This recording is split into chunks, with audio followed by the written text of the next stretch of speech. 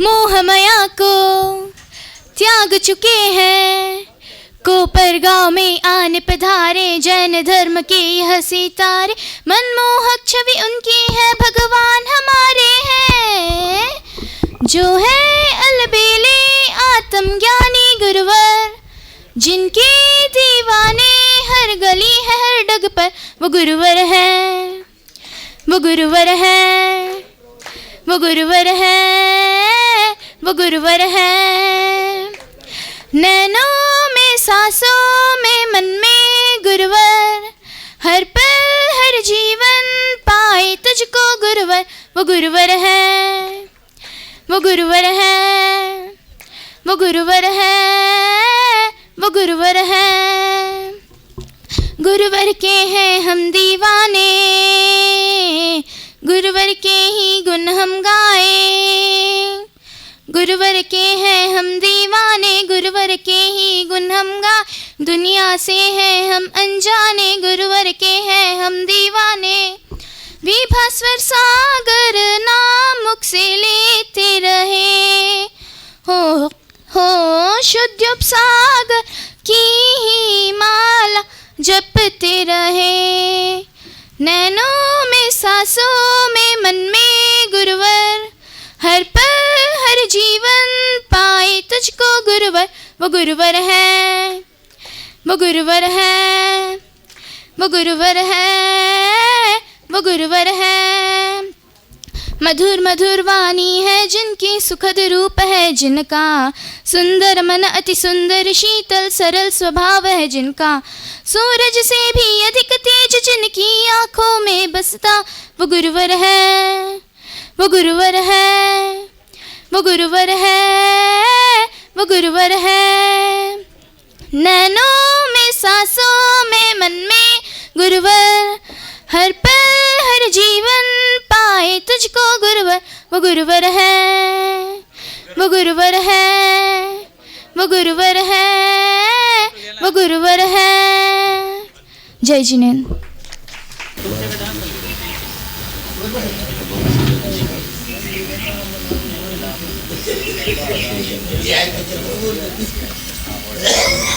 सिद्धेभ्यः जय श्री ओम नमः सिद्धेभ्यः।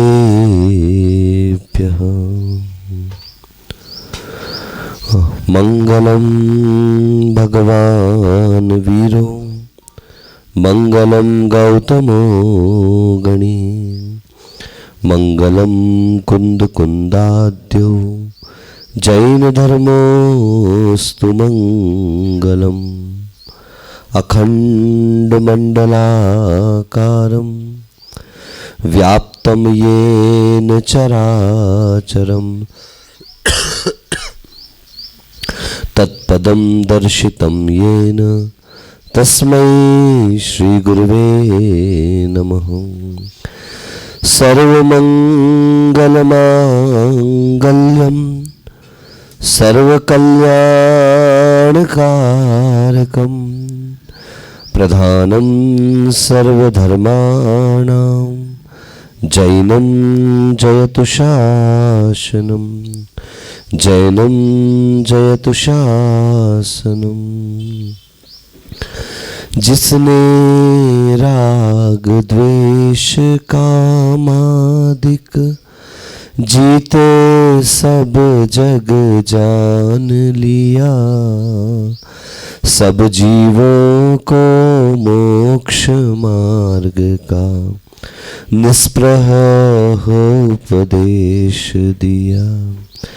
बुद्ध वीर जिन हरिहर ब्रह्मा, या उसको स्वाधीन कहो, भक्ति भाव से प्रेरित हो यह चित्त उसी में लीन। विषयों की आशा नहीं जिनके साम्य भाव, निज पर के हित साधन में जो निश दिन तत्पर रहते हैं।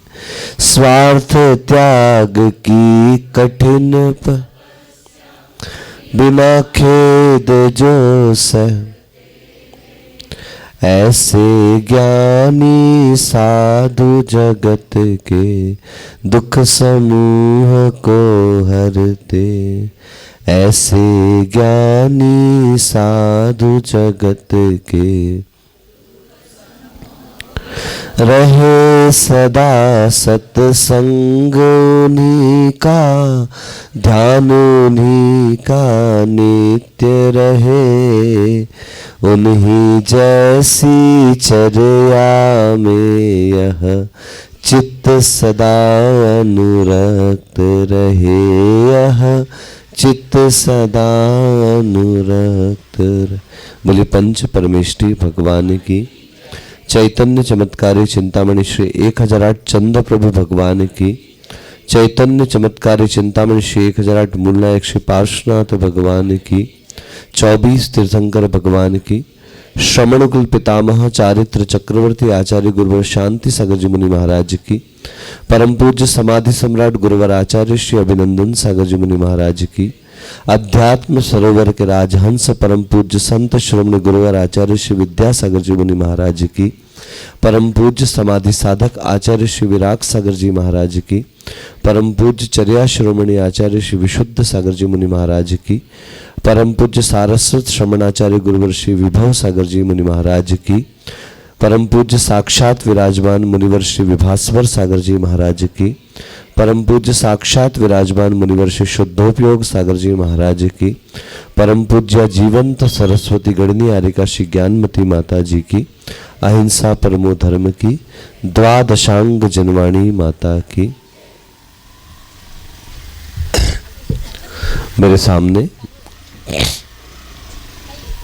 आचार्य भगवंत कुंद कुंद देव का एक महानतम ग्रंथ रखा हुआ है। नाम है अष्टपाहुड़। 8 प्राभृतों का संग्रह जिसके अंदर है, और लगभग आचार्य कुंद कुंद देव के सभी ग्रंथों में जिस एक गाथा का प्रयोग अवश्य किया गया है, चाहे वह समय सार ग्रंथ हो, वह प्रवचन सार ग्रंथ हो, वो नियम सार ग्रंथ हो, अथवा ये अष्टपाहुड़ ग्रंथ आपके सामने हो, सभी ग्रंथों में इस गाथा का चयन कुंद कुंद देव ने अवश्य किया है। और प्रत्येक श्रमण को भी अपने उपदेशामृत में हमेशा हमेशा इस गाथा का उल्लेख अवश्य करना चाहिए, क्योंकि श्रवण अलग वस्तु होती है, धारणा अलग वस्तु होती है। यह आप बहुत अच्छे से जानते हैं कि 4 प्रकार की लब्धियों में क्षयोपशम, विशुद्धि, देशना और प्रायोग्य, ये 4 प्रकार की लब्धियां बताई हैं। सबने नाम सुना कि नहीं सुना? इसको थोड़ा सा अपन समझते हुए आगे बढ़ेंगे कि 5 प्रकार की लब्धियों में सबसे पहले लब्धि शब्द का अर्थ यहां पर लाभ से लेकर के चलना है, ठीक है ना। लाभ जो प्राप्त हो उसे क्या कहा जाता है? लब्धि। अभी मैं शास्त्रीय परिभाषा नहीं कह रहा आपके सामने, यह सहज रूप से समझने के लिए कि लब्धि है क्या। तो लब्धि का मतलब, भैया थोड़ा आवाज बढ़ाना पड़ेगा, खींच रहा। लब्धि का मतलब होता है लाभ, जिसमें सबसे पहला लाभ अगर आचार्यों ने कहा है तो कहा है क्षयोपशम। बोलिए, फिर से बोलिए एक बार और, ठीक है ना। तो सबसे पहली लब्धि का नाम है क्षयोपशम। दूसरी लब्धि का नाम है विशुद्धि। बोलिए, क्षयोपशम विशुद्धि, क्षयोपशम विशुद्धि। एक बार और बोल लीजिए। बहुत सरल है, पाप का घटना और पुण्य का बढ़ना, बस इतना ही समझ लीजिए। ज्यादा कठिन परिभाषा नहीं, ज्यादा शास्त्र के अंदर नहीं घुसता, बहुत ऊपर ऊपर की परिभाषा समझे कि पाप घटना और पुण्य का बढ़ना। पाप घटेगा, पुण्य बढ़ेगा, तभी जिनवाणी का श्रवण करेगा। तीसरे नंबर की लब्धि देशना लब्धि। क्या कहा? पाप घटेगा, पुण्य बढ़ेगा, तभी जिनवाणी का श्रवण। नहीं तो आते हैं बाहर, फोन की घंटी बज जाती है, चलो बुलावा आया है देवी ने। क्या मतलब देवी तो उपलक्षण मात्र है, क्या पता किस किस का बुलावा किस जगह पर आ जाए। इसलिए बंधुओं देखो, मंदिर आप कहते हैं ना भोजन करने में बाधाएं नहीं आती। कहीं फिल्म देखने जाना हो, एक जाने को तैयार हो तो 4 खड़े हो जाते हैं, और प्रवचन सुनने के लिए आना हो तो बोलेंगे भैया जाना तो था लेकिन दुकान का टाइम हो रहा है, जाना है तो भैया मगर इसका टाइम हो रहा है। आप देखिए कि क्या कहते हैं, 4 बार भोजन भजन 1 बार, उसमें भी आते हैं संकट 1000। पाप में संकट नहीं आते, पाप में मित्रता ऐसी होती साहब, जो सिगरेट पीने वाला उसको मित्र ढूंढने नहीं पड़ते है? सही कह रहा हूं कि नहीं कह रहा? जो आलू नहीं खाता है, जो प्याज नहीं खाता है, जो बाहर का नहीं खाता, उसको 100 जगह मुंह मारने के लिए देखना पड़ेगा भैया क्या होगा मेरा। लेकिन जो गुटखा खाता है वो देखो चौराहे पे कहीं खड़े हो जाओ 4 मिल जाएंगे है? तो पाप के मित्र तो कई मिलेंगे, लेकिन धर्म का मित्र जो बन जाए, ऐसे दुर्लभ लोग बहुत बहुत बहुत पुण्य के बाद प्राप्त होते हैं। आपको क्या लगा कि मुझे कोई प्रवचन सुनाने का शौक है क्या? नहीं, मैंने तो कहा नहीं आप मेरा प्रवचन कराओ। हमें तो पूज्य गुरुदेव विद्यासागर जी महाराज ने कहा था कि भैया माइक मांगना नहीं, बोलो फिर से बोलो, एक बार और बोलो, माइक मांगना नहीं और मिल जाए तो छोड़ना नहीं। ठीक है ना महाराज जी? मांगोगे नहीं, अबे जी आत्मधर्म पल जाएगा। मांगा नहीं है, हमने स्वीकार किया अलग बात है, लेकिन हमने आपसे मांग नहीं रखी। मुझे सुनो, क्या सुनना भैया, हमें नहीं सुनाना, लेकिन गुरुदेव ने कहा था मांगोगे नहीं तो आत्मधर्म पल जाएगा, और अगर निवेदन किया जाए और सुना दोगे तो इससे आत्मधर्म के साथ साथ परधर्म भी पल जाएगा। आद हिदम कादव्वम जम सक्कई पर हिदम च कादव्वम, आद हिद पर हिदादो आद हिदम सुट्ठु कायव्वम। देखो आप भी अर्थ निकालो कि प्राकृत तो बच्चों की भाषा है। आद हिदम कादव्वम, हे श्रमण आत्मा का हित करना चाहिए। आद हिदम कादव्वम जम सक्कई, अगर सामर्थ्य हो पर हिदम च कादव्वम, अगर इसका करने के साथ साथ आपका सामर्थ्य हो तो पर के हित में भी अपना हाथ लगा देना चाहिए। किंतु जब चयन करने की बात आ जाए, जब चुनने की बात आ जाए, आद हित पर हिदादो, आत हित यानी आत्महित और परहित के बीच में निर्णय करना हो कि कौन सा किया जाए, तो आचार्य भगवंत कहते आद हिदम सुट्ठु कायव, कि निश्चित रूप से अपनी ही आत्मा का हित करना चाहिए। इसलिए गुरुदेव ने कहा कि माइक मांगना नहीं, और बेटा मिल जाए तो नहीं, मांगोगे तो आत्महित पलेगा, और अगर निवेदन किया गया और कुछ सुना दोगे तो आत्मा का भी कल्याण होगा, क्योंकि स्वाध्याय से बड़ी कोई इस पंचम काल में तपस्या नहीं बंधु। आज आप कल्पना करो कि मैं पहाड़ के ऊपर खड़े हो जाऊं, 10 मिनट में चक्कर खा के गिर जाओगे। आज ये उम्मीद करो कि मैं नदी के किनारे बैठकर शीतकाल में और तपस्या कर लूं, ऐसी शीत बैठेगी कि दूसरे दिन आप कमरे से बाहर नहीं निकल पाओगे, बल्कि शरीर से प्राण निकल जाए तो इसमें कोई संशय की बात नहीं। आज तपस्या कर रहे हैं कुछ साधु, ऐसा नहीं है, लेकिन फिर भी दीर्घ दीर्घ उपवास की साधना हर किसी के वश की बात नहीं है। तब क्या किया जाए? तो वही आचार्य कुंद कुंद देव कहते हैं कि अगर पंचम काल में कोई सबसे बड़ा तप है, पंचम काल में कोई सबसे बड़ी साधना है, तो वो है स्वाध्याय। बोलो क्या है? क्या है स्वाध्याय का मतलब? किताब उठाओ पढ़ लो? नहीं, स्व अधि अयति, स्व के निकट लेकर के आ जाए, उसे क्या कहा जाता है? तो जब पूजन करें तो स्वाध्याय होता है, जब आहार किया जाए कराया जाए तो स्वाध्याय होता है, जब प्रवचन सुन रहे हैं तो स्वाध्याय होता है, क्योंकि स्वाध्याय के 5 प्रकार आचार्य भगवंतों ने बताए हैं।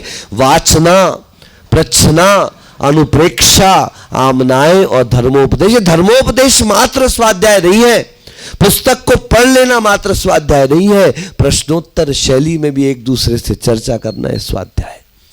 और इन दोनों स्वाध्याय से सबसे ऊपर का स्वाध्याय, जिसे आचार्यों ने परम कल्याणकारी कहा है, उसे कहते हैं अनुप्रेक्षा। बोलो क्या कहते हैं? What does it mean by अनुप्रेक्षा? तो कहते हैं गुरुदेव विद्यासागर जी महाराज, बहुत नहीं बहुत बार पढ़ो। बोलो, कसरत करो। सुबह उठने के बाद भगवान का अभिषेक करने और देखने के बाद जब प्रवचन सुनने व्यक्ति बैठता है तो निद्रा देवी का हेलीकॉप्टर पंडाल के ऊपर लहराता है क्या? हाँ, आपको बता दूं, आवाज नहीं करता वो। निद्रा देवी का हेलीकॉप्टर सबसे पहले अगर पूरे कोपरगांव में कहीं लैंड करेगा तो कहां पर? जो कुर्सी पर टिक कर बैठे सबसे पहले उनके पास। पहले धर्म सभा में एक आध चेयरमैन होता था साहब, है? आज धर्म सभा में चेयरमैन ही चेयरमैन है, और चेयरमैन तो कम, अब तो समानता का अधिकार है, चेयर वोमेन भी तैयार हो गई।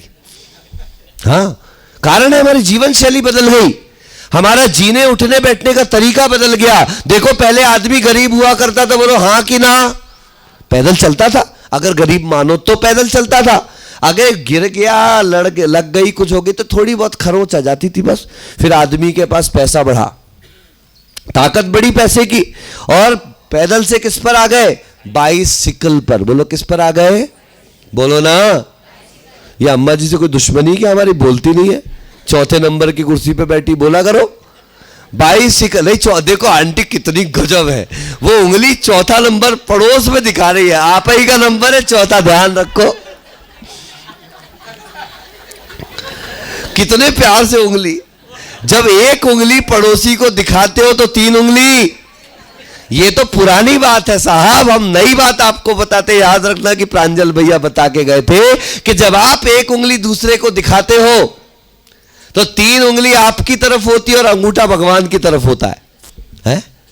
भगवान ने कहा है दोष वादे च मौनम, और हमने भगवान का अंगूठा दिखाया ले। आगे बात समझ में? तो क्या कह रहे थे हम? निद्रा देवी का हेलीकॉप्टर। सावधान, कुर्सी पर बैठो, टिक कर मत बैठो। नीचे बैठो तो प्रवचन की शुरुआत में कह दिया गया था ओम नमः सीधेभ्यः। क्या कहा गया था?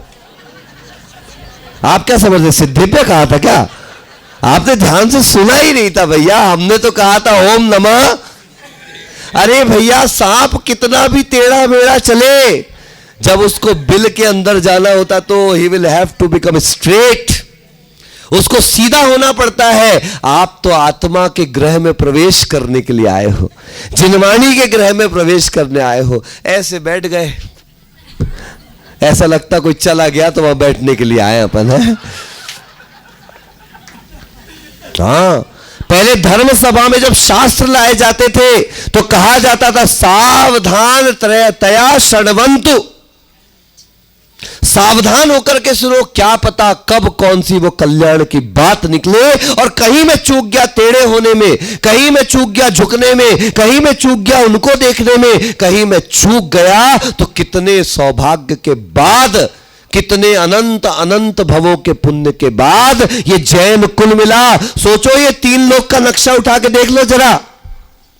सौभाग्यशाली हो, आपका जन्म ऊर्ध्वलोक और अधोलोक में नहीं हुआ, आपका जन्म कलकला पृथ्वी में नहीं हुआ, आपका जन्म सिद्धालय में नहीं हुआ। खुश मत हो ना, सिद्धालय में जन्म हो गया। सिद्धालय में वही सिद्ध रहते हैं और वहीं पर निगोध भी रहते हैं। पर्याय का कितना अंतर है कि एक सिद्ध है और एक नित्यम गाम गच्छति इति निगोधः, और नित्यम तत्पृथ्वी गच्छति इति सिद्धः। जो हमेशा एक रूप में, एक पृथ्वी में रहने वाले वो सिद्ध है, और नित्य एक ही पर्याय में रहने वाले वो निगोध है। दोनों की परिभाषा एक। फिर कितना बड़ा अंतर कि उसी जगह पर आप देखिए निगोध है और उसी एक जगह पर सिद्ध है। मंदिर में पैर रखने की वेदी जगह जो है वो सीढ़ी भी मार्बल की है, चढ़ने की सीढ़ी भी मार्बल की है, पैर धोने की जगह पर भी मार्बल लगा है, वेदिका पर भी मार्बल लगा है, और भगवान की जो प्रतिमा है उस पर भी क्या है? सब मार्बल। लेकिन प्रत्येक मार्बल के बीच का अंतर देख लो आप, कि एक मार्बल पैरों से रौंदा जा रहा है, एक मार्बल पर द्रव्य की थालियां रखी जा रही है, और एक वो मार्बल है जिसके सामने आकर के अनर्घ पद प्राप्त अर्घ्यम निर्वपामिति स्वाहा। कितना पुण्य रहा होगा। अधोलोक ऊर्ध्वलोक छोड़कर कहां पैदा हुए? बोलो ना। मुंह खोलो, कहां पैदा हुए? ऐसा लग रहा है कहीं मुंह में दूध तो नहीं भर के आए, कहीं बोल देंगे तो दही जम जाएगा, या तो दही जमा करके आए बोल देंगे तो कहीं मट्ठा ना बन जाए उसका। है मध्यलोक में भी सौभाग्यशाली स्वयंभू रमण में पैदा नहीं हुए, वह असंख्यात द्वीप समुद्रों में पैदा नहीं हुए। आपका जन्म 2.5 लोक में हुआ, इस मनुष्य लोक में हुआ। और उस मनुष्य लोक में भी कितना सौभाग्य, कितना पुण्य कि मनुष्य लोक में भी आपका जन्म कहां पर हुआ? जम्बू द्वीप में हुआ। जम्बू द्वीप में भी सुन लो, विदेह क्षेत्र की भोग भूमियां हैं, बीच की अन्य अन्य भोग भूमियां हैं, कहीं और भूमियां हैं, लेकिन आपका परम सौभाग्य, आप कहां जन्म लेकर आए? भारत देश, भरत क्षेत्र में आपका जन्म हुआ। उस भरत क्षेत्र में भी 6 खंड है प्रभु, म्लेच्छ के 5 और आर्य का 1। सौभाग्यशाली की 5 बहुलता में नहीं गए आप। आर्य खंड अर्यति इति आर्यः, जो धर्म को प्राप्त कर सकता है, धर्म को जी सकता है, धर्म को उपलब्ध कर सकता है और धर्म के माध्यम से अपना उत्थान और विकास कर सकता है, ऐसे आर्य खंड में आपका जन्म हुआ। उस आर्य खंड में भी सुन लो, यूरोप में नहीं हुआ, अफ्रीका में नहीं हुआ, नहीं तो होते फेयर लवली से घिसते रहो, सो भी काले के काले निकलने वाले। आपका जन्म हुआ इस एशिया महाद्वीप में, उसमें भी कितना सौभाग्य। न पाकिस्तान में हुआ, न भूटान में हुआ, न नेपाल में हुआ, न श्रीलंका में हुआ, ना ईरान में हुआ, ना इराक में हुआ, पता ही नहीं चलता। यही प्रवचन सुन रहे, ऊपर से एक टप गिरेगा, फट, पूरे शरीर के चिथड़े उड़ जाते। सौभाग्यशाली कि आपका जन्म किसमें हुआ? भारत में कि इंडिया में? ये एक पूरी दुनिया में सबसे गधे लोग हैं तो इंडिया में। कहां पे? भारत में नहीं, इंडिया। हां, पूज्य गुरुदेव हमेशा कहते थे कि हम लोगों के अंग्रेज आए, वो तो चले गए और ये इंडिया का फितूर छोड़ करके चले गए। कभी डिक्शनरी उठा करके देखना, बोलो भाई, लंदन को इंग्लिश में क्या कहते हैं? बोलो, लंदन। पाकिस्तान को इंग्लिश में क्या कहते हैं? भूटान को इंग्लिश में क्या कहते हैं? नेपाल को इंग्लिश में क्या कहते हैं? बोलो ना। हाँ, अफगानिस्तान को, चीन को, पक्की बात है। एक पूरी दुनिया में पागल भरे सारे भारत में हिंदी में कहेंगे भारत और इंग्लिश में क्या कह देंगे? जरा ऑक्सफोर्ड डिक्शनरी उठा करके देखो तो आपको पता चलेगा। The peoples those who are poor civilised, they are called the Indians and the place where they live is called India. कि जिनमें जीने का, पहनने का, ओढ़ने का, खाने का सलीका नहीं है, जो नीच प्रवृत्ति के लोग हैं, दे आर कॉल्ड इंडियंस। और वो लोग जहां पर रहते हैं उसको क्या कहते हैं? इंडिया कहा जाता है। अब निर्णय आपको करना कि भारत, भा शब्द होता है प्रकाश, और जो प्रकाश को पाने में लगा है, प्रकाश की तरफ जा रहा है, उसे तो कहा जाता है भारत, और जो नीचता की तरफ जा रहा है उसे क्या कहा जाता है? इंडिया। निर्णय आपको करना है कि आप इंडिया में रहते हो या। देखो, शब्द शब्द में कितना अंतर है। एक शब्द प्रकाश की ओर ले जाता है और एक शब्द पश्चिमी संस्कृति के अंधकार की ओर ले जाता है। हमारा सौभाग्य कि हमारा जन्म कहां हुआ? बोलो, बोलो भैया, बुलवाना पड़ेगा क्या? भारत माता की जय। भारत में हमारा जन्म हुआ। नहीं, और जय बोल दोगे तो मिथ्यात्व नहीं, ध्यान रखियो। आचार्य महाराज ने अपनी मृत्यु के पहले कई ऐसे काम करके गए जो जीवन भर आदर्श बने रहेंगे। उसमें एक कार्य यह था कि जब भारतीय ध्वज का आरोहण हो रहा था, उस समय जब जन गण मन का गीत गाया जा रहा था, पूज्य आचार्य महाराज अपने स्थान से खड़े हुए और खड़े होकर सावधान मुद्रा में उस पूरे गीत का श्रवण किया। एक महानतम जैनाचार्य का यह कृत्य भविष्य में कई वर्षों तक के, कई सालों तक के इतिहास में लिखा जाएगा कि जैन धर्म के सम्यक दृष्टि, ऐसे आचार्य के सम्यक दर्शन पर कौन संशय कर सकता है। और वो अपने देश के राष्ट्रगान के समय खड़े होकर उसका सम्मान करते हैं। इससे बड़ा लौकिक व्यवहार और क्या हो सकता है। इसलिए आचार्य भगवंत के नाम के आगे बहुजन हितकर चर्या लिखा है। वो सिर्फ आत्मकल्याण नहीं करते। ज्योति जी, रत्नकरण शावकाचार्य का मंगलाचरण, उसके बाद दूसरा काव्य क्या लिखा हुआ है? देश यामी समीचीनम धर्मम कर्म निबर्हणम संसार दुखतः सत्वान। बस बस बस इतने में काफी है। हमारे काम की बात तीसरे पद में आ गई। संसार दुखतः जैनान, ऐसा लिखा क्या? क्यों जी अभय जी? सत्वान। ऐसा नहीं लिखा कि हे शुद्धोपयोग सागर जी जैनों के लिए उपदेश करो। समंत भद्र कह रहे हैं संसार दुखता सत्वान, यानी संसार के दुखी प्राणियों के लिए धर्म का उपदेश मैं कर रहा हूं। उन्होंने जैनों के लिए नहीं किया। अमीर गरीब का भेद नहीं किया, अच्छे बुरे का भेद नहीं किया, सम्यक दृष्टि मिथ्या दृष्टि का भेद नहीं किया। अरे तुम फटे कपड़े पहन के आए तुम ये कोई भेदभाव जिन्होंने नहीं किया, किंतु भेदभाव नहीं, भेद विज्ञान के साथ अपनी बात जिन्होंने रखी, ऐसे समंत भद्र कहते संसार दुखतः सत्वान। ऐसे हमारे महान आचार्य इतने सारे ऐसे कार्य हमारे सामने करके गए जो लोकोपकारी हैं। सोचिए क्या सोचा होगा हथकरघा के बारे में उन्होंने, है? लोगों ने तो ये कह दिया ये आचार्यों का काम है कपड़ा बनवाना, लेकिन तब किसी को समझ में नहीं आया। आज उनकी मृत्यु के बाद समझ में आता है, जब लोक में इस देश का नेता एक देश को संबोधित करती सभा में कहता है कि ऐसे भी आचार्य हुए हैं जिन्होंने इस भारतीय परंपरा को जीवंत करने के लिए हथकरघा जैसे प्रयोजन हमारे सामने।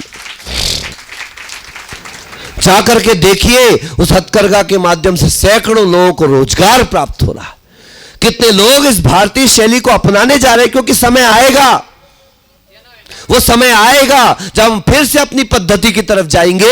हम अपनी त्वचा को बचाने के लिए, अपने शरीर को बचाने के लिए, अपने स्वास्थ्य को बचाने के लिए उसी शैली की तरफ जाएंगे। ना हो विश्वास तो जाके देख लो, मुंबई दिल्ली में आज बड़े बड़े पैसे वाले घरों में मिट्टी के बर्तनों का प्रयोग हो रहा है। बड़े बड़े मॉल में बिक रहे हैं वो बर्तन।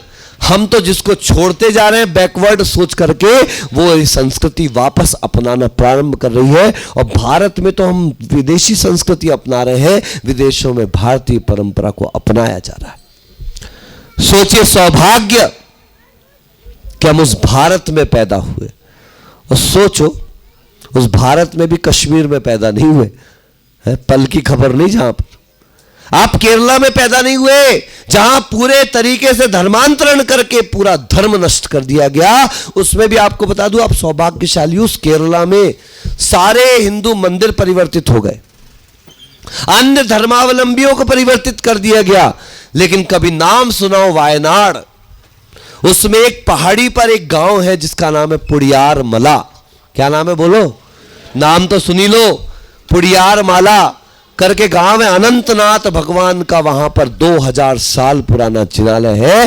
टीपू सुल्तान ने बहुत कोशिश करी कि सब जैन मंदिरों को परिवर्तित कर दिया जाए, लेकिन ये क्या पता जैनों का वैभव कैसा रहा कि वहां पर 9 दिगंबर जैन मंदिर थे जो आज भी यथावत विद्यमान है। एक 50 किलोमीटर के दायरे में, कितने दायरे में? 50 किलोमीटर के दायरे में 7 दिगंबर जैन मंदिर आज भी लकड़ी के 2-2 हजार साल पुराने विद्यमान। एक से पुड़ियार माला चले जाओ, वहां पर गाइड मिल जाएगा 50 किलोमीटर का दायरा। हम तो वही मांगी तुंगी जाएंगे, हम तो वही गजपंता जाएंगे, हम तो कुंडलपुर करी आओ हमारे तमिलनाडु। हमारा इसलिए कह रहे नमक खा रहे हैं वहां का बहुत दिनों से। आओगे तो पता चलेगा उस तमिलनाडु का वैभव। आचार्य समंत भद्र महाराज की समाधि स्थली अरिहंतगिरी तिरुमलई, जहां पहाड़ के ऊपर 18 फीट की नेमिनाथ भगवान की प्रतिमा, जो स्वयं युधिष्ठिर आदि पांडवों ने अपने दर्शन के निमित्त से बनवाई थी, और नीचे आचार्य अकलंक देव के द्वारा स्थापित गुफाओं में बनी हुई पूरी की पूरी पाठशालाएं, जिस पर आज भी 3 लोक का नक्शा, जम्बूद्वीप का नक्शा भित्ति चित्र के रूप में बना हुआ है। हमको तो पता ही नहीं है। पता करोगे तो पता चलेगा, गूगल तो करो जरा, तो पता चलेगा। आगे बढ़ोगे, कलगू मलई, कलगू का मतलब होता है बाज, मलई का मतलब होता है पहाड़। बाज की आकृति का वो पहाड़ है जिसके ऊपर 3 काल के 24 तीर्थंकरों सहित 20 विद्यमान विदेश क्षेत्र के तीर्थंकरों सहित कुल 101 प्रतिमाएं पहाड़ की चट्टान पर बनी हुई है। नीचे पानी भरा है, कोई उस प्रतिमा तक पहुंच नहीं सकता। क्या शिल्प रहा होगा। आगे बढ़ो, चित्तन वासल और चित्राल पहाड़ की सीढ़ियां चढ़ने के बाद नैसर्गिक गुफाओं के अंदर, प्राकृतिक गुफाओं के अंदर विशाल विशाल आदिनाथ भगवान का जिनबिंब, ब्राह्मी और सुंदरी जिनकी बेलों को हटा रही है, ऐसे बाहुबली भगवान की प्रतिमा, और पार्श्वनाथ भगवान पर कमट तो कर रहा है उपसर्ग, धर्मेंद्र ने फहराया हुआ है फन, और पद्मावती अपना छत्र लेकर के धर्मेंद्र के ऊपर खड़ी हुई है। ऐसी आगमिक व्यवस्था के साथ विशाल विशाल पार्श्वनाथ भगवान का पत्थर पर बना 2000 साल पुराना जिनबिंब। सुना क्या कभी है? थोड़ा सा आगे बढ़ो, पोन्नूर मलई आएगा, जो कुंद कुंद महाराज ने जहां चट्टानों और गुफाओं के अंदर जाकर के साधना करी है। वहां से 40 किलोमीटर दूर मेल चित्तामूर, जहां पाषाण के कम से कम 12 फीट ऊंची पार्श्वनाथ भगवान का 1500 वर्ष पुराना जिनबिंब है। एक गांव है पूंडी, 6 फीट के पार्श्वनाथ भगवान। जब जलाभिषेक होता है तो काले रंग की प्रतिमा, और जैसे ही उस प्रतिमा का दूध से अभिषेक होता है वो सारी प्रतिमा नीले रंग की हो जाती, जैसे नील मणि आ गई हो। और आगे आगे बढ़े बंधुओं, पता चलेगा मदुरई के वो 4 पहाड़, नागा मलई, यन्ना मलाई, इन सब पहाड़ों के ऊपर कम से कम 35-35 फीट ऊपर की चट्टानें, जो यहां से सिर्फ देख सकते हो, जहां जाने की कल्पना भी नहीं कर सकते, ऐसी चट्टानों के ऊपर ऐसे अधर पर भगवानों की प्रतिमाएं उकेरी गई हैं, विशाल।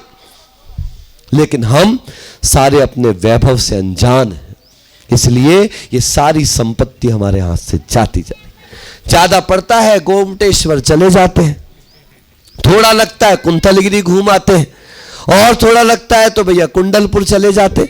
लेकिन हमने कभी तमिलनाडु का रुख ही नहीं किया। बंधुओं, कभी जा करके देखो कि क्या जैनों का वैभव। अभिमान से, स्वाभिमान से सीना चौड़ा हो जाएगा कि हम उस धर्म में जन्म लेकर के आए हैं कि जिस धर्म का वैभव हजारों हजारों साल पुराना है। और ऐसा पूरा वैभव देखकर किसको गौरव नहीं हो जाएगा। मुझे भी नहीं पता था, मैं तो गया तब जाकर के सारी चीजें देखने को मिली। और 15 दिन का एक पूरा टूर किया तो ऐसे ऐसे जंगलों में लिखा है जैन केव्स।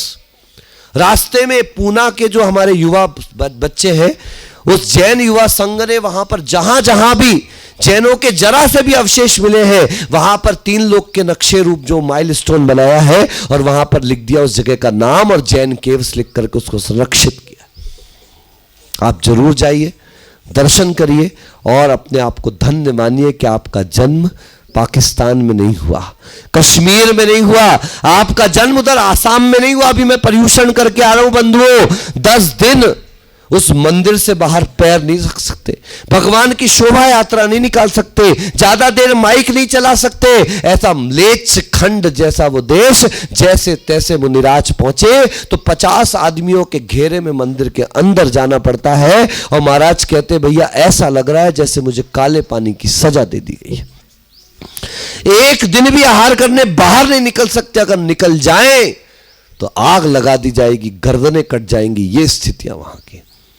कितने सौभाग्यशाली हो, इतने सब में आपका जन्म महाराष्ट्र प्रांत में हुआ। कहां पर हुआ बोलो? उसमें भी बड़े सौभाग्यशाली, वो लातूर वातूर में पैदा नहीं हुए हैं,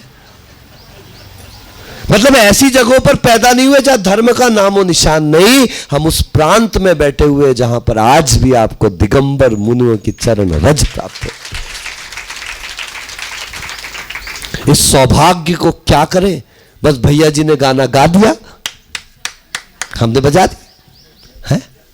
याद रखो, there are just 3 types of people in this world. First, those who make things happen. Second, those who appreciate what is happening, and third, those who just wonder how it happened. पहले वो लोग जो करके दिखाते हैं, दूसरे वो लोग जो करने वालों पे तालियां बजाते हैं, और तीसरे वो लोग जो बाहर कहीं सुन करके मुंह फाड़ के, अच्छा ऐसा भी सुना क्या, ऐसा भी हुआ क्या। अब निर्णय आपको करना है कि मुंह फाड़ने वालों में खड़े रहना है या सिर्फ ताली बजाने वालों में बैठना है। या एक होते लातों के भूत, बोलो बोलो ना, एक हाथों के भूत और एक बातों के भूत जो बकबक करते रहते जिंदगी भर।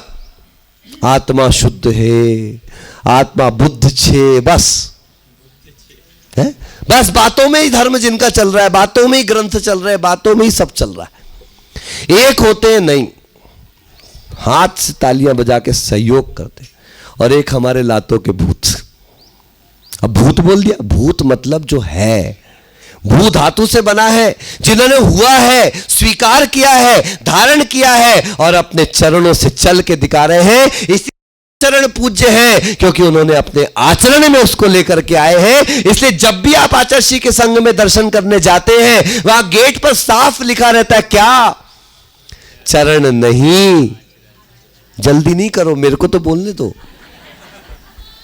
चरण नहीं, आ, क्या कहा, आओ आओ आओ, सिर्फ चरण मत छुओ, आचरण छुओ। जब आचरण छू लोगे तो खुद तुम्हारे चरण पूज्य हो जाएंगे। जब सुधा सागर जी महाराज ब्रह्मचारी हुआ करते थे, नयनागिरी की बात है, उन्होंने आचार्य श्री से कहा कि आचार्य श्री, मेरे मन में बहुत भाव है कि मैं तीर्थ वंदना कर लूं। बस आचार्य श्री शौच के लिए जा रहे थे और जाते जाते रास्ते में सुधा सागर जी पीछे पड़ गए। आचार्य श्री, मैंने कुछ कहा था आपसे। अचानक आचार्य महाराज पीछे पलटे और उनके हाथ गीले तो थे ही, और गीले हाथ से सुधा सागर जी जब ब्रह्मचारी थे तो उनके हाथ रखा सिर पर और कहते, भैया मैं तुम्हें ही तीर्थ बना दूं तो। बस इतना कहा है, शाम को प्रत्याख्यान और दूसरे दिन उनकी क्षुल्लक दीक्षा संपन्न हो गई। सोचिए ऐसे आचार्य कि जिन्होंने एक क्षण में बोले तुम क्या तीर्थ वंदना को जाओगे, मैं तुम्हें ही तीर्थ बना देता हूं। ऐसा आचरण करना अपने जीवन में कि दुनिया जब तीर्थ वंदना की लिस्ट बनाए तो लिस्ट में एक नाम वो भी सम्मिलित करे कि मुझे वहां भी। सोचिए, सौभाग्यशाली हम लोग। गरीब थे, पैदल चलते थे, थोड़ा पैसा बढ़ गया, क्या आ गई बोलो। आप क्या सोच रहे थे, भैया जी भूल गए, भैया 22 साल से शुद्ध खा रहे हैं क्या, तो बुद्धि भी कैसी है। अभी एक भैया आए थे कमरे में, कह रहे थे महाराज जी आपको नाती का, पोते का, चाचा का, भैया का। मैंने कहा भैया हमारी दुकानदारी उसी से चल रही। तो बाइसिकल आई, अभी भी देखो स्वस्थ रहता था आदमी। आप निकाल लो 40 साल 30 साल पहले, हार्ट अटैक नहीं होता था ज्यादा, शुगर की समस्या नहीं थी, कोलेस्ट्रॉल की समस्या नहीं थी, साइटिका की समस्या नहीं थी, ये बैक पेन की समस्या नहीं थी, ये L3 L4 L5 लेकर के पकड़े घूमते रहते हैं, ये कोई समस्याएं नहीं थी क्योंकि बढ़िया साइकिल चलाते थे और स्वस्थ और मस्त रहते थे। आज की स्थिति तो इतनी बुरी है कि यहां पता चल जाए महिला का शी इज एक्सपेक्टिंग, डॉक्टर पहले ही कह देगा बेड रेस्ट। क्या कहेगा बोलो बोलो, बेड रेस्ट नहीं, बेड रेस्ट। क्या कहेगा बोलो। हाँ, पहले 9 महीने तक झाड़ू लगती थी, 9 महीने तक पोंछा लगता था, और वो लंबा वाला नहीं, स्टिक वाला, जमीन पे झुक झुक के लगाते थे भैया। चौका लगा लेते थे, भोजन बना लेते थे, खाना खिला देते थे, घर का काम कर लेते थे, कपड़े धो लेते थे। परिणाम, जच्चा भी स्वस्थ और बच्चा भी मस्त। आज देखो डिलीवरी भी होगी तो कैसी डेट के साथ, कौन सी वाली, सिजेरियन होगी है। पहले तो देखो बच्चा प्रयास करता था, मां कोशिश करती थी, दोनों अपना अपना कर्तव्य करते थे, मेहनत होती थी और तब बच्चे का जन्म होता था। और जब मेहनत करके वो संसार में आता था तो देने वाला भी स्वस्थ रहता था और जन्म लेने वाला भी स्वस्थ रहता था। आज जरा जरा सी बात में सिजेरियन करवा लेंगे, हमें कोई टेंशन नहीं है। देख लो उसका परिणाम कि जिस बच्चे को जन्म लेने में मेहनत नहीं करनी पड़ी, उसकी शारीरिक क्षमताएं भी कमजोर होती है और मानसिक क्षमताएं भी कमजोर है। आप इसको मानो और चाहे ना मानो, ये कह के नई रोशनी रोएंगी एक दिन, कि अच्छे थे वही लोग पुराने ख्याल के। बाइसिकल आई, पैसा और बढ़ा। बाइसिकल की जगह हमारे घर में आई सबसे पहले लूना सुपर। कौन सी आई बोलो, जल्दी बोलो, बोलो ना। ये आंटी जी नहीं बोल रही हैं, देखो उनको पता चल गया हम ही नहीं बोल रहे। लूना सुपर, आगे की सीट ऊंची और पीछे की सीट, बहुत काम की बात बता रहा हूं, आप ध्यान रख के चलना। महिलाओं ने हल्ला किया, हीरो होंडा आ गई, स्प्लेंडर आ गई, यामाहा आ गई, सुजुकी सामुराई आ गई, और आपने जितना बराबरी का अधिकार दिया उतना ही परिणाम देखो उल्टा हुआ। धीरे धीरे आगे की सीट नीची और पीछे की सीट, बोलो हाँ कि ना, उड़ी बाबा। बाइक के रंग रूप बदल गए, आगे की सीट नीची और पीछे की सीट। परिणाम देखो भैया कि सामने वाला अब जब बाइक चलाता है तो ऐसा लगता है कि गैस फंस गई। पोस्चर बिगड़ गया, शरीर के बैठने का तरीका बिगड़ गया। अब पता चला कहीं कमर में दर्द हो रहा है, कहीं गर्दन में दर्द हो रहा है, कहीं सिर में दर्द हो रहा है। पहुंचे डॉक्टर के पास, डॉक्टर ने कहा भैया ये वाली बाइक अब नहीं चला सकते तुम। कोई बात नहीं, पैसा है, अहंकार था, कार ले आए। पता चला अब कार में दुकान में बैठे, कार में बैठे, जहां बैठे धीरे धीरे सेठ का निकला पेट। अब जब सेठ घर पहुंचे तब तक सेठानी उंगली करे, ये पेट कम करो, ये पेट कम करो, ये पेट कम करो। कहीं बच्चे कूदे, कहीं कुछ हो। भैया उसको शर्म आने लगी, तो अब क्या किया जाए? दोस्त से पूछा, बोले जिम चले जा। भैया गया जिम, और जिम पे जाकर के पहले दिन जिम के ट्रेनर ने कहा खड़े हो जाए इसके ऊपर। बोले क्या है ये? नहीं, उसको ट्रेडमिल कहते हैं। बोले क्या करना है इसके ऊपर? कुछ नहीं करना, पहले धीमी स्पीड फिर थोड़ी तेज स्पीड भागना चालू कर दे। वो अपना माथा कूटता है दौड़ते दौड़ते, बोला लौट के बुद्धू, पहले पैदल चलते थे, स्वस्थ थे, हाँ पैसा बढ़ा, अहंकार बढ़ा, आलस्य बढ़ा, प्रमाद बढ़ा, बीमार हुए, और आखिर जाकर के खड़ा किस पे होना पड़ा? लेकिन देखो भैया पहले चलते थे तो कहीं पहुंचते थे, अब वो ट्रेडमिल पे चल रहे हैं, चल तो रहे लेकिन कहीं पहुंच। हमारी स्थिति उस मच्छर और मक्खी के जैसी हो गई, जो बेचारे उड़ते तो बहुत हैं लेकिन कहीं पहुंचते नहीं, क्योंकि उनकी उड़ान का कोई उद्देश्य नहीं निर्धारित करें। आचार्य कुंद देव जिस गाथा के बारे में कह रहा था, अरस अरूवम गंधम अवत्तम चेदना गुणम सिद्धम जान अलिंग ज्ञानम जीवम अनिर्दिष्ट संठानम। कि हमें जो निर्देशित दिख रहा है, मैं तो मोटा हूं, मैं तो पतला हूं, मैं तो छोटा हूं, मैं तो काला हूं, मैं तो गोरा हूं, अरे ज्ञानी ये तो सब नाम कर्म है। आत्मा का ना रस है, ना रूप है, ना गंध है, ना वर्ण है, और ना तो उसका कोई रूप है, ना कोई आकार है। वह तो अवक्तव्य है, जिसे हम कह नहीं सकते। फिर भी देखो हम लोग कितनी धृष्टता कर रहे हैं कि उस आत्मा के रूप को कहने का पुरुषार्थ कर रहे हैं कि चलो भैया किसी उदाहरण से तो समझ जाओ, किसी तरीके से तो पकड़ लो, किसी तरीके से तो इस बात का एहसास हो जाए कि जो दिख रहा है वो मैं नहीं हूं, जो मैं हूं वो करंट किसी को दिखाई नहीं। काश मेरा ये पुरुषार्थ एक बार जागृत हो जाए कि दिखने वाले को, मेरे गुरुदेव कहते थे अभिनंदन सागर जी महाराज, कि शरीर को क्या करे, इतना आपने प्रवचन किया, इतना आपने प्रवचन किया, इतना उपदेश दिया, ये शरीर तो कुछ है ही नहीं, तो फेंक दें क्या? कल ही आप कह रहे थे अपने वालों को उखाड़ के फेंकना है, अब दगड़े घर गए। हमने भैया घरवाली को उखाड़ने नहीं कहा था, बच्चों को उखाड़ने नहीं कहा था।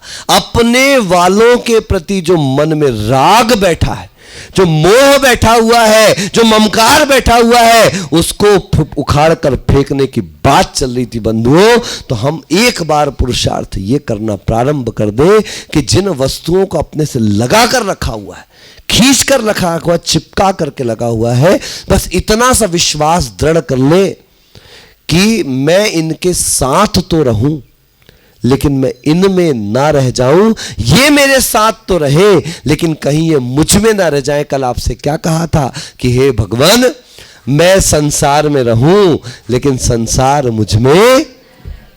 गुरुदेव अभिनंदन सागर जी कहते थे, सुनो शरीर माध्यम खलु धर्म साधनम। ये शरीर माध्यम है धर्म साधन का, तो फेंक मत देना, क्योंकि शरीर माध्यम खलु धर्म बाधनम अपि। अगर शरीर में कमजोरी आ जाए, शरीर में रोग हो जाए, तो इस शरीर हमारे धर्म में बाधा भी उत्पन्न करता है। इसलिए शरीर को क्या करो, गुरुदेव कहते थे शरीर को संभालो। बोलो, अच्छे से आवाज नहीं आएगी तब तक प्रवचन खत्म नहीं होगा। बोलो, शरीर को, मतलब आप चाहते हो कि प्रवचन खत्म हो जाए। बोले भैया जी आप तो डबल गेम खेलते हो, इधर भी फंसा रहे हो। और कहा ही गया है भैया, हम लोगों को दो जबान रखने के लिए कहा गया है। एक जबान, ये दोनों लड़ रहे थे, इनकी प्यार की लड़ाई चलती रहती है, इतनी तो होना चाहिए। थोड़ा सा भोजन में मिर्ची विर्ची नहीं होगी तो मजा कैसे आएगा। तो प्रेम की लड़ाई चल रही थी। अब शुद्धोपयोग जी मुझसे पूछते हैं अकेले में, अब बताओ मैं गलत कह रहा था कि मैंने कहा नहीं आप तो बिल्कुल सही कह रहे, आप तो कभी गलत कहते ही नहीं। 15 मिनट बाद शुद्धोपयोग जी चले गए जंगल। अब विभासवर जी मेरे साथ बैठे थे, बोले बताओ हमने क्या गलत कर दो। मैंने आप तो गलत करते नहीं हो, ठीक है समझ समझ का। फिर बाद में दोनों मिले तो देखो भैया जी भी कह रहे थे कि हम सही हैं, उनने कही भैया जी तो हमें भी कह रहे थे हम सही है। फिर हम पहुंचे तो बोले भैया जी बड़े दोगले हो। मैंने कहा आचार्यों ने लिखा है भैया जो मोक्ष मार्ग पे चले उसको दोगला बन के चलना, क्योंकि हमारा धर्म ही दोगलेपन से चालू हुआ है और उस दोगलेपन का नाम है अनेकांत। Yes you are right but I am not wrong. आप तो सही हैं लेकिन मैं गलत।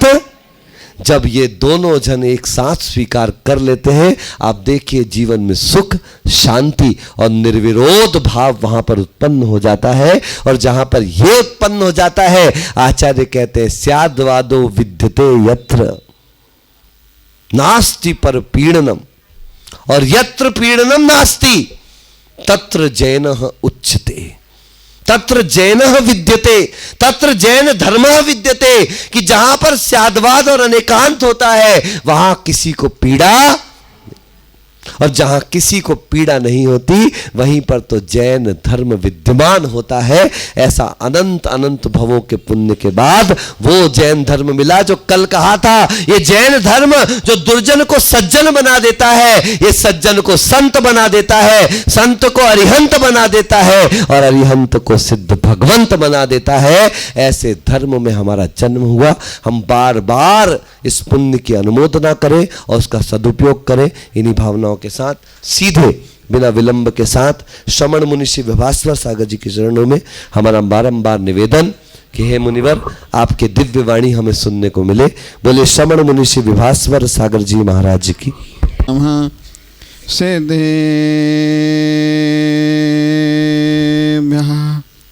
ओम नमः सिद्धेभ्यः नमो अरिहंताणं नमो सिद्धाणं नमो आर्याणं नमो वैज्ञायाणं नमो लोये सवसाहुणं सर्पादिराज कमठारे तोरे दानास्ते सेवे सोपसर्गम नमामि पासमतादायिने। आदिनाथ भगवान की, चंदा प्रभु भगवान की, चिंतामणि पाठनाथ भगवान की, वर्धमान शासन महावीर स्वामी भगवान की, 24 तीर्थंकर भगवान की, आचार्य श्री भुवन सागर जी महाराज की, परम पूज्य आचार्य श्री सन्मति सागर जी महाराज की, परम पूज्य आचार्य श्री विराग सागर जी महाराज की। आपके लिए इतनी मिठास, इतने रसगुल्ले परोस रहे थे। उन परोसों को तो खा लो, हम तो मिर्ची हैं। मिर्ची तीखी होती है और तो हम खिलाने में कमी नहीं करते हैं। तो अभी देख रहे थे भैया जी बोल रहे थे आपके लिए झुकना पड़ रहा है, माइक झुक गया है। हमने भी सोचा वो झुका है तो हम भी झुकेंगे। जब झुके हैं तो आज इतने ऊंचे बन पाए हैं। तो झुकना जिसने सीखा है, जिसके अंदर नम्रता आ गई है तो उसका जीवन अपने आप अच्छा होने जाता है। तो आचार्य भगवान बतलाते थे, यदि आपने बांस बनोगे तो मान कसाय रहेगी, यदि आप घास बन जाओगे तो सरलता के परिणाम आ जाएंगे। यदि अपन ने घास बन के गए तो अपने आप इन पापों से छूटते जाओगे और पुण्य पे आते जाओगे। तो अपन ने देख रहे थे अभी अपनी मेरी भावना चल रही थी, नित्य नए मंगल गावें। तो अपन ने देख रहे थे कि मंगल कोई कहता एक होता है तो कोई कहता दो होते हैं, कोई कहता शुभ मंगल होते हैं, कोई कहता अशुभ मंगल होते हैं। तो मंगल तो आचार्य भगवान बतलाते हैं, एक भी कह लो, दो भी कह लो, तीन भी कह लो, पाँच भी कह लो। देखते हैं अरित मंगल सिद्ध मंगलम साहु मंगलम केवली पंडित धमनम।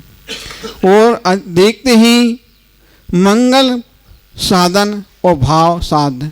साधन जितना अपना निर्मल होगा, सामर्थ्य होगा, साध उतना निर्मल शुद्ध होगा। यदि साधन अशुद्ध है तो साध की सिद्धि तो नहीं हो सकती। भाव मंगल जितने होंगे उतने अपने शुद्ध परिणाम होंगे। यदि अपन को शुद्ध भाव करना है, उनसे बचना है, अशुभ से बचना, शुभ में लगना है, तो अपने सबसे पहले अपन को अपने अंतर के परिणामों को निर्मल करना पड़ेगा। यदि निर्मल परिणाम हो गए हैं तो कसाय भी छूटते जाएंगे, पाप भी छूटते जाएंगे। जिस प्रकार देखते हैं नदी होती है, बहती है, पाप रूपी कचड़े को साथ में ले जाती है, और उस निर्मल जल को देखो कितना शुद्ध होता है। उसे अपन भी जैसे दूध धवल होता है, चंद्र प्रभु भगवान का देखा है, चंद्र प्रभु चंद्रमा स्वच्छ, उसे अपने अंदर के परिणाम भी निर्मल करना है। यदि निर्मल परिणाम हो गए तो अपना जीवन निर्मल होगा। तो अपन को अशुभ से बचना है और शुभ में लगना है। तो आचार्य भगवान होते हैं कि मंगल एक प्रकार के नहीं, मंगल तीन प्रकार के, शुद्ध मंगल, अशुद्ध और शुद्ध। तो अपन को शुभ मंगल अशुभ किसे कहते हैं? तो आचार्य भगवान बताते हैं कि तीप कसायों के उदय में आने वाले पाप परिणाम अशुभ भाव कहलाते हैं। अपन ने देखे हैं कि गौमठ कांड में, कर्म कांड में पाप 100 प्रकार के बतलाते हैं, और पुण्य प्रगति भी देखे हैं, पाप रूप प्रगति भी देखी हैं, घात क्या कर्म देखे, अघात क्या कर्म देखे हैं। तो अपन को कैसे कैसे इन परिणामों को शुद्ध करना है कि अशुभ भाव, तीव्र कसाय, तीव्र लिप्सा, धर्मानुराग सहित। तो जब अपन के शुभ परिणाम होंगे, शुभ भाव होंगे, तो पाप अशुभ पाप जिस प्रकार होंगे तो अपने आप पुण्य प्रगति में होती हैं। तो पाप को छोड़ते जाना है, शुभ को ग्रहण करते जाना है, तो अपने परिणाम में निर्मल होंगे।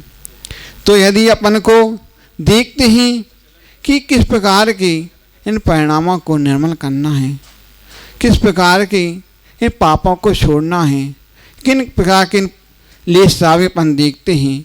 कल भैया जी बतलाए थे लेस त्याग के बारे में कि शुभ लेसता अशुभ लेसता हैं, और पाप 5 प्रकार की और लेसताएँ 6 प्रकार की। तो भैया जी बोल रहे थे लेसताएँ 3 शुभ होती हैं और 3 अशुभ होती हैं। और अपन इस प्रकार देखते हैं कि किन लेसताओं को दूसरा नहीं, लिपति लेपसा, जिस प्रकार लिपति कसायों को इकट्ठा करते जाते हैं, पाप से घटते घटते जाते हैं। कसायों को किस कसाय किसे कहते हैं? जिस प्रकार देखते हैं खेत में जोती गई किसान जिस प्रकार खेत को जोता है, उस प्रकार कसाय है। तो कसाय को अपन को अपने आप में इतनी कृष करते जाने किस करते जाना है, किस्ती किस्ते जाओगी तो अपने परिणाम उतने शुभ होते जाएंगे। शुभ परिणामों को दूसरा नहीं करने वाला है, अपने शुभ परिणामों को कर सकते हैं। तो देखते हैं कि जब हम देखते हैं, हम जब कचने में थे तो हम लोगों को संग की चर्चा चल रही थी, तो हमने सोचा अब तो मुश्किल है। तो भैया जी बोल रहे थे देखो कोई किसी का नहीं है, एक दिन अपने पैरों पे जरूर खड़े होना पड़ता है। अपन सोचते हैं कि माँ भी होती है, बच्चे को बड़ा कर देती है, अंत में बड़ा होने पर अपने पैर पे उसको भी होना पड़ता है। भले गुरु होते हैं, संस्कार कर देते हैं, निमित्त होते हैं उपादान अपन को। हमने जब सोचा आचार्य भगवान बोल रहे थे, जब हम लोगों ने आज्ञा ली आचार्य भगवान विराग सागर जी से, आचार्य भगवान भगवत सागर जी महाराज जी अब संग बनाने की बोल रहे हैं, तो आचार्य जी कहने लगे कि तो आपके लिए संग के लिए तो आप तो इतने अभी, क्योंकि भले ही पुराने हो, अनुभव हैं, सब हैं, आपके लिए तो कुछ सहयोग रहना चाहिए, ऐसे के संग रहना कि जी अपना जीवन भी अच्छा बने और जीवन का चारित्र का भी अच्छा से रहे। क्योंकि देखते हैं कि संयम को धारण कर लेते हैं, संयम के साथ खिलवाड़ नहीं करना। आचार्य भगवान लाते थे आप लोगों का संग बनना है, खुशी है, क्योंकि आचार्य भगवान ने चतुर्थ सागर को भी देखा था कि कैसे हैं, तो उन्होंने बोला है कि आपका संग बहुत अच्छा रहेगा, आपका जीवन अच्छा रहेगा। उन्होंने एक बात बोली थी आचार्य भगवान ने कि आपको एक ही कमरे में रहना है, एक साथ रहना है और किसी समाज की बातों में मत आना, क्योंकि बात देने वाले हर प्रकार के मिलते हैं। हर समाज की बातों में रहना है, समाज की बातों में मत आना, क्योंकि कपड़े एक प्रकार के होते हैं, दो प्रकार के भी कई प्रकार के होते हैं, भड़कीले भी होते हैं, सफ़ेद भी होते हैं। भड़कीले में आज तो भड़क जाओगे और सफ़ेद में रहोगे तो परिणाम में स्वच्छ रहेंगे। तो भैया जी बतलाए थे कचनेर में कि भैया कुछ नहीं, आपका कुछ नहीं होगा, तब मैं आ जाऊंगा आपके संग, मैं करूंगा। तो भैया जी अब का समय हो भी गया है, अब संगे आ जाओ, संग साथ निभाते जाओ, हम भी चलते चलेंगे। तो हमने देखा ठीक है। तो भैया जी बोल रहे आचार्य जी, जब विराग जी ने बोला कुछ नहीं, अच्छा ही रहेगा, जीवन भी अच्छा, साथ भी अच्छा, सहयोग भी अच्छा, कुछ नहीं घबराना, सब कुछ होगा, अच्छा होगा। फिर जब हमने सोचा आचार्य भगवान कहने लगे ठीक है, तो हमने कहा आचार्य भगवान में, तो आचार्य बोलने संग में किसके साथ जाना है, किसी को बस चुन लो, सबके लिए मैं देने को तैयार हूँ। तो हमने बोला आचार्य भगवान में रहूँगा तो शुद्ध सागर साथ रहूँगा। तो ठीक है, फिर ऐसे में चलने लगा। संग चातुर्मास कहाँ होगा, तो बोलने लगे परभणी के लिए। अमोरे दिया आचार्य भगवान परभणी चातुर्मास, परभणी की चल रहा था। ठीक है, सोचते हैं कुछ नहीं, फिर वहाँ पर महंग सागर पहुँच जाते हैं। फिर सोचते मैं ठीक है, कुछ दिन चलता चलता फिर सोचते हैं नांदगांव वाले भी आ जाते हैं आचार्य भगवान। फिर अपने देखते हैं कोपर गांव वाले भी, श्री रामपुर वाले, पूरा वस्तु था श्री रामपुर होने का पूरी संभावना थी। अकेले जिसका पुण्य जाना होता है, पहला जहाँ भारी होता वहीं जाता है। तो हम लोगों ने सोचा कि जब कोपर गांव जा रहे हैं, तो आज कई लोग कहने लगे भैया कोपर गांव जाते रहे हो, बच के रहना, क्योंकि वहाँ बहुत चेकिंग होती है और परीक्षा भी होती है। तो उन्हें परीक्षा तो अपने आप को करना, दूसरा नहीं करेगा। अपन अपने आप में इतने समर्थ हैं, क्योंकि एक दिन नहीं 16-17 साल भर सोचो कि ही आचार्य भगवान ने ब्रह्मचारी अवस्था से ऐसा पकाया है कि घड़ा को कहीं भी भर दो, भरा रहेगा, फूटेगा नहीं। तो आचार्य भगवान की अनुकंपा इतनी है कि उनका आशीर्वाद है। अब तो एक नहीं 3 आचार्यों का आशीर्वाद है। आचार्य भगवान विश्व सागर जी महाराज जी। फिर अभी मैंने आचार्य भगवान विश्व सागर भगवान से बोला, भगवान अब तो मैं आपके चरणों में आचार्य भगवान बोलने लगे, जब भी जाओ आपके लिए द्वार खुला है। तो मैंने सोचा ठीक है, अब तो सहयोग है। तो फिर जब यहाँ पर हम लोग जब दोनों 5 साल से हैं तो हमको कोई बहुत दिक्कत नहीं आती। तो भैया जी बोल रहे, अब बताओ कैसा चल रहा है आपका चातुर्मास। जब भी तो आप रो रहे थे, अब बतलाओ कैसा है। तो हमने जैसी समाज मिली वैसे हमें महाराज जी मिल गए, तो हम कोई दिक्कत नहीं, बहुत अच्छा चल रहा है। इसी भावना के साथ बोले महावीर स्वामी की जय। नमो सिद्धारम नमो आयरियारम नमो अच्छायारम नमो लोए सवसाहुरम। मेरे पवित्र मन में गुरुदेव आओ, मैं शास्त्र वाचन करूं प्रतिभा जगाओ। अरहंत भासित सभी श्रुत देवताओ, क्या बोलना अब मुझे तुम ही बताओ। क्या बोलना अब मुझे तुम ही बताओ। भगवान की, मूल नायक चंदा प्रभा भगवान की, शासन नायक भगवान महावीर स्वामी की, परम पूज्य संत श्रोमणी आचार्य भगवान विद्या विराग विशुद्ध विभव सागर जी महाराज की, 3 कम 9 करोड़ महाराजों की।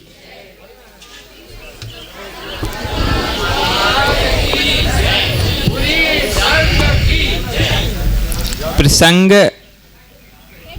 बड़ा ही मार्मिक आपके सामने उपस्थित है। भगवान कुंद कुंद देव श्री अष्टपाहुड़ जी में लिखते हैं, जो मुनि स्व आचरण के साथ साथ पर आचरण का भी ध्यान रखता है, वह मुनि मुनि कहलाता है और निश्चय से एक ना एक दिन निर्वाण लक्ष्मी को प्राप्त करता ही करता है। अब जब यह अष्टपाहुड़ का स्वाध्याय किया तो हृदय में एक बात टीस की तरह चुभने लगी और चाहिए भी। नितिन काका कहाँ गए? कोई बात नहीं, चाहिए भी है वह बात चुभना। यदि अच्छी बात हृदय में नहीं चुभेगी तो बुरी बातें हृदय से जाने का ध्यान नहीं रखती। कोई बुराई की बात नहीं। कोपर गांव का नाम कैसा है? अब ध्यान रखना, शुद्धोपयोग ने चतुर्मास कर लिया। कोपर गांव का नाम नंबर 1 है। देखो, साधुओं को भी सावधान होने के लिए अभय दगड़े जी ऐसे गांव की आवश्यकता पड़ती है जिस गांव में आने पर पांव कांप जाए। भयाद अकारे ना प्रवृत्ति, बस एक ही कारिका को ध्यान में रखना। भयाद अकारे ना प्रवृत्ते, यदि भय होगा तो आकार में प्रवृत्ति नहीं होगी, और किसी कारण से आकार में प्रवृत्ति हो जाएगी तो उसका प्रत्याख्यान और प्रतिक्रमण आप कर ही कर लोगे। मात्र गलतियां हमसे इतनी ही हुआ करती हैं कि हम भय के स्थान पर निर्भय हो जाते हैं और फिर प्रवृत्ति करते। जहां निर्भय होकर के काम किया जाता है वह काम तो अच्छा हो जाता है, किंतु उस काम में यदि कोई प्रवृत्ति असमीचीन हो जाती है तो उस प्रमाद का फल हमें जीवन भर भोगना पड़ता है, और प्रमाद जीवन में ना आए इसलिए कारिका लिखी भगवान कुंद कुंद देव ने, भयाद अकारे ना प्रवृत्ति। भय होने पर आकार में प्रवृत्ति नहीं होती है। कोपर गांव का भय था इसीलिए आकार में प्रवृत्ति नहीं हुई। क्या करना चाहिए, क्या नहीं करना चाहिए, किस मार्ग पर चलना चाहिए, किस मार्ग पर नहीं चलना चाहिए। भगवान गुरुदेव विभव सागर जी महाराज कहते थे, देखो मार्ग समीचीन होना चाहिए, उसी मार्ग पर चलना, किंतु यदि उस समीचीन मार्ग पर सुविधा ना हो तो सुविधा का ध्यान नहीं रखना। एक बार विहार कर रहे थे, दो रास्ते मिले।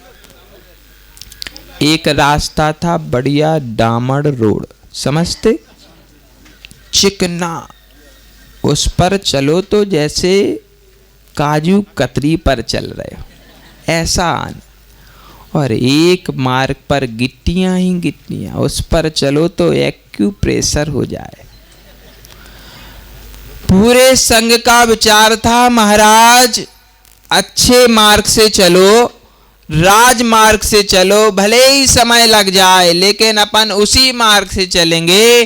गुरुदेव बोले थोड़ी शांति तो रखो, पहले मार्ग का पता कर लो। दिखने में सुंदर है, सुविधाओं की आड़ में शिथिलाचार तो नहीं है। देखो समझने की आवश्यकता पड़ेगी। सुविधाओं की आड़ में शिथिलाचार ना हो तो वह मार्ग गंतव्य तक पहुंचा देगा, और यदि गिट्टियों का मार्ग हो, भले ही सुविधा ना हो और शिथिलाचार भी ना हो, तो गिट्टी वाला मार्ग भी गंतव्य तक पहुंचा ही देगा। नाम कैसा भी हो काका, भ्रांति कैसी भी हो, यदि गिट्टियों वाला मार्ग गंतव्य तक पहुंचाता है तो कोपर गांव की गिट्टियां हमें स्वीकार हैं। जहां स्वाध्याय की इतनी उत्तम व्यवस्था हो। पंच कहां गए आज? काका नहीं दिखे अजित? देखो 1 रुपया भी नहीं देना पड़ा, पूरा काम फोकट में हो गया। हमारा सौभाग्य तो देखो, हम क्यों कहें आपका सौभाग्य, हमें भी तो कुछ मिला। अब तो मंदिर बन चुका है, मात्र कलशारोहण करना शेष रहा है। पूरा चतुर्मास अच्छा हो गया, अब अंतिम में कोई क्या बिगाड़ेगा। कोई बोले अंतिम समय और सावधान हो जाना चाहिए। हमने कहा जब प्रारंभ से सावधानी में ही कदम बढ़ाया तो विश्वास से अंत तक वही ईर्ष्या समिति पूर्वक प्रवृत्ति रहेगी ही रहेगी। देखो चिंतन और चेतना और वक्तव्य तीनों अलग अलग हो सकते हैं, किंतु तीनों एक ही मन के पहलू होते हैं। उसी प्रकार श्रवण और श्रावक एक ही माँ के पुत्र होते हैं। जिस माँ का बड़ा पुत्र अच्छा हो, उस माँ का छोटा पुत्र तो सर्वश्रेष्ठ होगा ही होगा। आपका समय बहुत हो गया, आपको नहीं लेकिन हमें दूसरी चर्या को जाना ही जाना है। इसलिए संयम प्राण प्रदाता गुरुदेव विभव सागर जी महाराज की मादधि किंचनोक्तम तन्मे क्षमित्वा विधातु देवी सरस्वती केवल बोधि लब्धि बोधि समाधि परिणाम शुद्धि स्वात्मोपलब्धि शिव शौक सिद्धि चिंतामणि चिंतित वस्तु दाने त्वं बंधमानस्ममास्तु देवी।